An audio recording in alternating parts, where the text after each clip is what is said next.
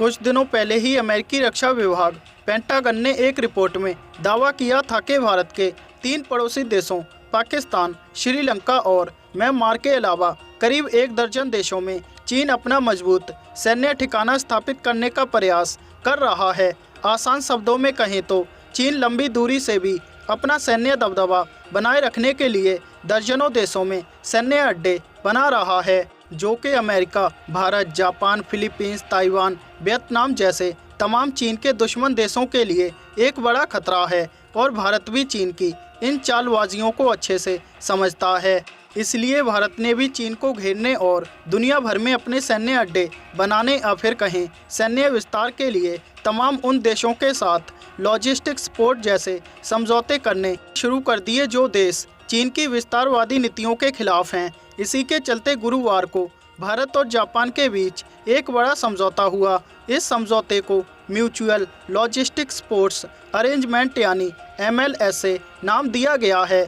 इस समझौते के बाद भारत और जापान एक साथ मिलकर चीन की घेराबंदी न सिर्फ हिंद प्रशांत क्षेत्र पर कर सकेंगे, बल्कि इसके आगे भी दोनों देश मजबूती से चीन के खिलाफ आ सकते हैं।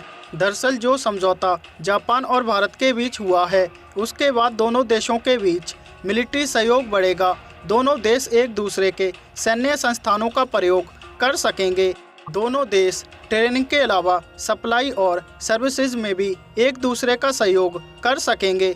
अगर आसान शब्दों में कहें तो युद्ध जैसी स्थिति में भारतीय वायुसेना के लड़ाकू विमानों, नेवी के जहाज़ों को फ्यूल खत्म होने की कंडीशन में भारतीय बेसों पर लौटने की ज़रूरत नहीं होगी, बल्कि उन्हें इसी लॉजिस्टिक समझौते के तहत दुनिया भर में मौजूद अपने सैन्य अड्डों से ज़रूरी सामान रीफ्यूलिंग जैसी सुविधा तुरंत मिल जाएगी।